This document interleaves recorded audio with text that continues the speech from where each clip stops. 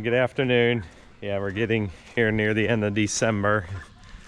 Today's a really nice day. We had some really warm weather here over Christmas and a couple days after that, and then we had a bunch of rain, or I'll say a bunch of rain. We had a lot of wet, showery days. We didn't get a terrible amount of rain, maybe a half an inch or so. But yeah, today, well, yesterday it kind of cleared out, and today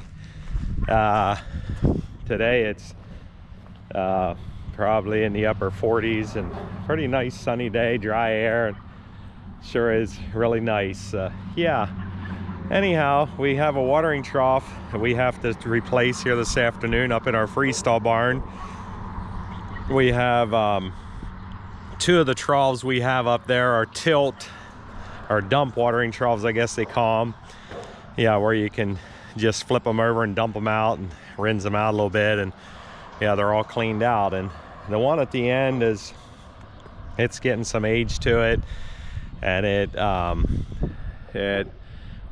little bit lower. It's mounted on the floor, and we have trouble with the cows when it's hot out putting their front feet in it, and we have a leak in the water line where it comes up out of the ground, right at the valve there, that we need to fix. So we're gonna have to move the watering trough, and we have another trough here we're gonna replace it with while we're doing that. So yeah, the one we're gonna replace it with will mount on the side of the concrete wall right there at the crossover. Try to get some video of it, but we mount it up just a little bit higher that they'll still be able to drink out of it really good, but won't be able to get their feet in it. So yeah, here's the trough we're gonna replace. Like I said, this one here has worked good over the years. Down here you can, maybe I'll say this while you can see the water leak right there. We have a pipe down in the ground, about a 12-inch culvert pipe where the water line comes up through, and I was able to reach my hand down in there. I'm pretty sure it's just the one fitting there connected to the valve that the hose connects to its leak, and I'm hoping that's all it is. Yeah, this trough, like I said, it mounts on the floor. It has a handle here you can pull up, and I'm not gonna dump it right now as I don't make my sawdust all wet that I put here. But yeah, you can just flip it over and dump everything out. As long as it's nice weather, we usually dump it every day. It keeps everything fresh, and any bits of silage or grain that fall off their mouths, I can go to the bottom. But in the winter when it's colder out, we don't do it every day. Mainly because, yeah, it's right here where they go out of the barn to milk or go down to get milk, and it'll end up freezing some ice right here by the doorway. So, but yeah, most of the year, as long as the weather's nice, we dump them every day. But I guess I need to introduce you guys. This is my son Alex. He's our youngest son. He's helping us here. That's my son Willie. Yeah, we're starting to put the plates on the wall to hold the trough. And yeah, we have the old trough all tore out, ready to put the new one in. Yeah, after you bolt it. Whenever you start pulling it out.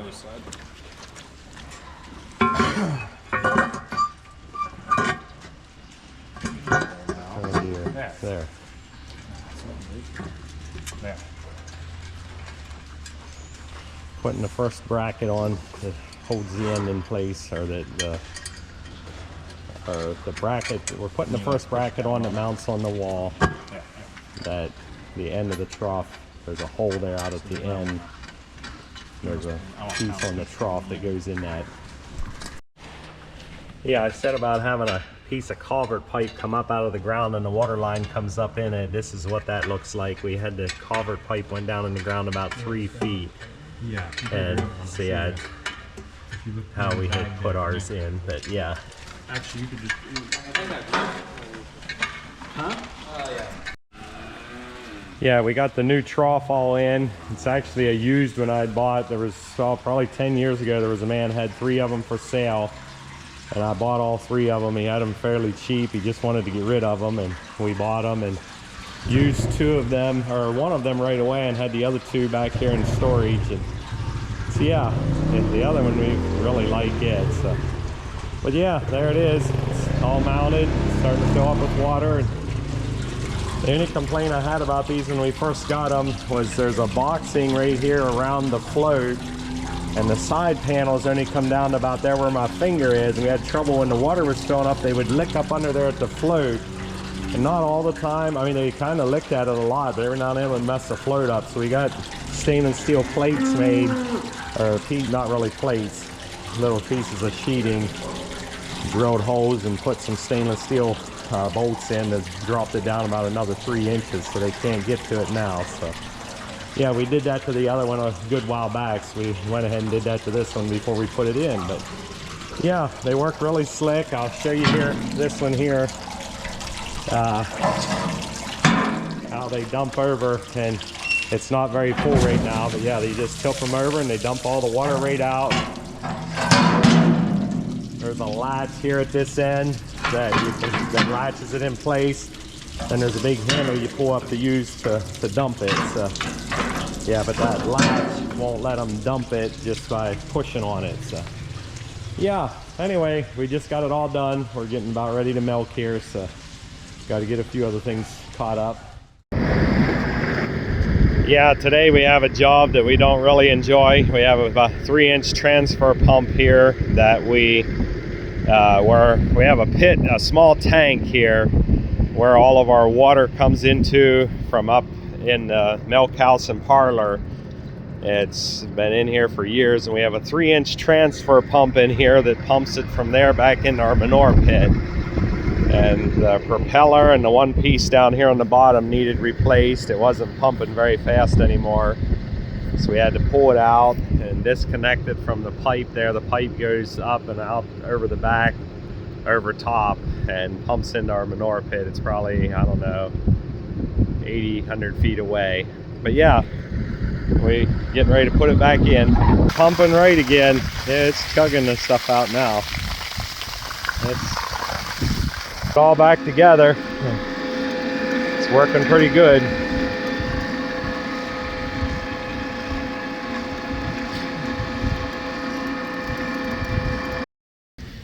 Yeah, I was saying about our barn here a little bit, where we keep our breeding age heifers, or shortbred, breeding age and shortbred heifers. We have a barn here. It's a 44 by 108, I think it is, maybe 44 wide and 108 long. It has a 10-foot overhang out here in the front, I think it is. And yeah, we have a whole bedded pack. It's all bedded pack in here and loose housing. And I think there's about 24 feet or so between the front row of posts and out here where we have slant bars, like a fence line feeder for them. Feed them a little bit of silage out here every day and keep hay in front of them all the time. Then we feed them a little grain. We also feed way up here, depending on the weather, about twice a week. We scrape this barnyard, sometimes a little bit more often than that. And we have a spot over here in the corner where we pallet. I'll show you that after bit here. But yeah, and then every so often we have to clean one of the pens out, or one of the ends.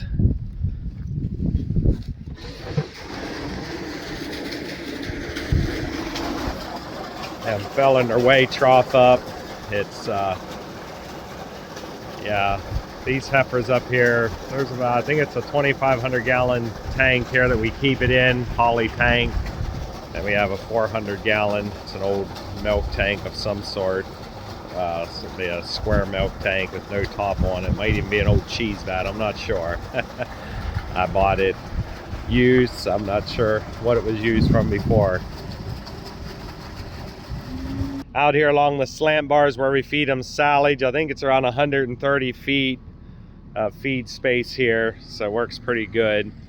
Got 2 round bales setting here where I'll use, or what I'll use to bed the pen here as soon as we're done cleaning this one end out. Over here in the corner, we came out about 32 feet, I think it was, from the end of the building and poured a concrete wall. Made a spot where we can push manure on a pal, so we have somewhere to go with it and don't have to clean it up as often. We only have to haul manure up here probably on average about every 2 months. That works out really nice. And yeah, we often will clean one of the ends out whenever we're up here, and not every time, but fairly regular. If you let it get too thick, it takes so much longer to clean it out. Today we're cleaning out the smaller end and cleaning up this pile in the corner. We're talking about a bunch of snow this weekend. I guess we'll see what we get. They had originally we're talking for 10 to 12 inches. Now they backed off and they're saying 3 to 6. It's supposed to start tomorrow here on Saturday and snow into Sunday. So yeah, we haven't had much snow the last couple years. We haven't had any snow that's plowable this year yet. So be kind of interesting to see what we get out of it.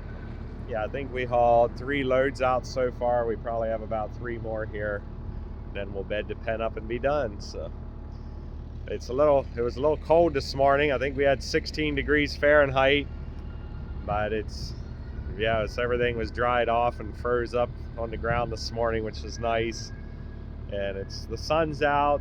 It's a beautiful day. It's a little chilly, but for January, it's a really nice day. It's probably, I don't know if it's right around 30, 35 degrees right now. Yeah, some of the heifers came back in here. I didn't get a video right away, but usually right after you let them back in a freshly bedded or cleaned out and freshly bedded pen, they all just tear around and run around and carry on. And had a few issues with our spreader. Ended up the PTO shaft, the universal joint right where it connects onto the tractor broke, and yeah, messed a couple things up. So we got that back going. We have 1 more load to haul here and then we'll be done. We probably hauled, I don't know, 8 loads probably total here. It's about lunchtime and it's not getting real warm today, but it's sunny enough that it's gonna get a little smeary on top before too long. But yeah, when it's cold in the morning, there's frost in the ground. If it's not like froze real solid, when that frost is coming out, it starts getting a little smeary on the top.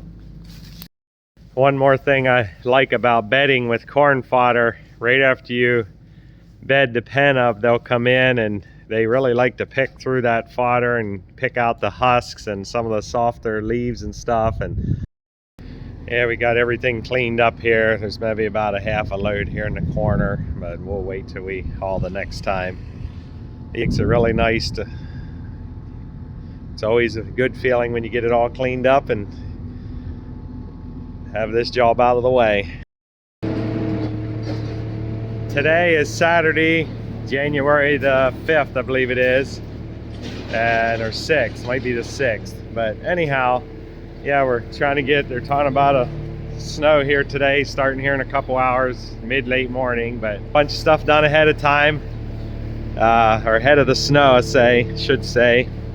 Yeah, I'm getting ready to bed my Springer pen. Just thought I would show you when you first bring bales in here. Yeah, they love to butt around at them and rub their necks all over them. And sometimes, depending on which cows are in here, there's usually a couple that are worse than others. But yeah, sometimes they'll start rolling the bale halfway across the pen. Yeah, we usually bed this pen with 2 bales. So. But yeah. Yeah, well, there are cows over here is butting around at this one, pushing it around. But yeah, it's always kind of interesting. Like I said, you always have 1 or 2 in here that's kind of ornery and cantankerous. It's not like the whole group comes, but there's definitely always a few.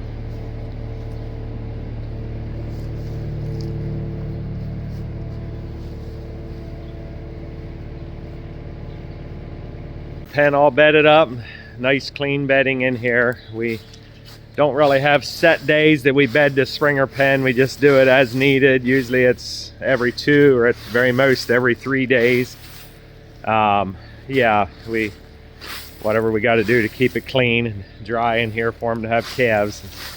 Part of it depends on how many cows are in here and how many calves we're having born at any given time. Seems like yeah, it always gets dirty quicker when you have a lot of calves being born and they're kind of wandering around more, but I guess is what it seems. Or moving around more, I guess. But yeah, so hopefully this is Saturday, so we shouldn't have to do anything else in here till at least Monday and maybe even Tuesday. Yeah, I might say a little bit more about the storm they're calling for. About a week ago they started talking about this storm and acted like Yeah, there was going to be something this weekend. Actually, it might have been more than a week ago. And yeah, they weren't quite sure, depending on how it all came together, but it's moving a little faster than what they were originally predicting. And they're still saying we should get somewhere between 4 to 8 inches. So I guess we'll see. Whenever they're calling for snow, we always try to do some feeding ahead. I got a dry cow over here we just dried off yesterday morning. She's bawling if you hear that in the background. Apparently she missed getting milk this morning. Yep, they usually, not always, but sometimes they'll bawl around for a day or two right after we dry them off. But yeah, we feed some out of trenches, so we try to do some feeding ahead when they're talking about snow for a couple reasons. The one is so we don't get a bunch of snow mixed in with their silage, and the other reason would be that, yeah, we usually have to open everything up or plow all the snow, and so we're busier with stuff like that. So yeah, this morning I did the feeding for this morning. My son Willie milks. I did the feeding for this morning, then I did all the feeding for this afternoon and ran it out for the milk cows, and put everything in the mixer from the trenches for tomorrow morning. So yeah, we'll see what we get here, and probably take some video of the snow and add that to this. And yeah, snow can be fun. It does make it look pretty, if nothing else, in the middle of winter when everything's kind of gray and brown. But if we get any amount of snow, it does make a lot of extra work on the farm to clean it all up. Yeah, I guess this is what you call procrastination, but we had a garage door here at the one end of our freestall barn that was having some issues. Not sure if it's the belt slipping or the slip clutch needs tightened up. There's a slip clutch here on the pulley. But yeah, we haven't had really bitter cold weather or anything that I needed to close it for before, so we didn't do anything about it. And yeah, actually there's a garage door repair company that's supposed to be coming to look at this one and another one. We're having trouble with the one wall button up on the door at the other end. But yeah, they didn't get here yet, and I just decided, well, I'm going to get up here and see what's wrong with it, see if we can make this thing work, and so we can close it. I can close it manually if I need to. There's a chain you can pull that kind of bypasses the opener, but it's a whole lot nicer with the opener working. So we'll see once what I get involved here. I tightened up this slip clutch. There's just a nut here on the end that has a cotter pin through it. I had to pull the cotter pin out and turn that in, and also tightened this belt up. It's just a matter of 4 bolts here on the back of the motor mount that needed to be loosened up. And yeah, typically something this minor, I usually always do it myself anyhow, but being we had that other door that's having an issue with some of the wiring in the one wall button that opens and closes it, I figured, well, I'll just have them look at this too. But they didn't get here, so hopefully it'll work now. We'll give it a try. Yeah, it's working like a charm, just like it's supposed to. This door is a roll-up garage door. Yeah, we have 2 of these in this barn, one at each end of the feed alley. Has the opener over there on the top corner, one top corner, and then yeah, it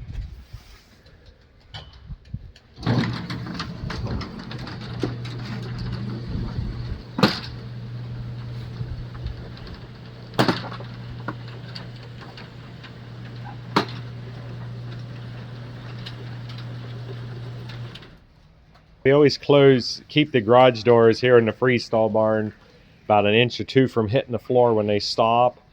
And part of that, we do that for if we ever have any silage that gets in the way, or when we do have snow, if there's any snow that gets packed under there, don't have to worry about it messing the door up. And we don't real often get real bitter cold weather in our area that would make or matter that it's got a gap there. Once in a great while we'll get a bitter cold windy night where it's negative temperatures and the wind blowing, but that don't happen real often in our area. So once in a great while, if it does do that, if we have a night like that, we'll either just take a little bit of silage and shove up against the bottom of the door to kind of finish sealing the bottom off to keep air from blowing in under it, but it's not something we have to worry about too much here. But yeah, you can see the cows here. I said about we fed them this morning this morning and tonight, so there's enough for 2 feedings here. So that'll be really nice to not have to worry about feeding tonight. Yeah, and it's cold enough, it won't spoil, it'll keep for sure. This is our view for the day. It started snowing here, I don't know, 9-10 o'clock. We're talking about 4 to 8 inches. So it's supposed to snow through this evening and into maybe up to midnight. So yeah, we didn't hardly get any snow last winter. I guess we'll see what we get here today.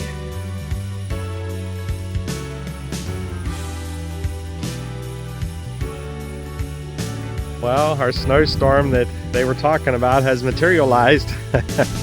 It's been snowing here, I don't know, 3-4 hours. We probably got a good 4 inches on the ground. Yeah, it's definitely putting her down. It's supposed to snow here for another, I think, till close to midnight, which would be about another 6 or 8 hours. So I guess we'll see what we end up with.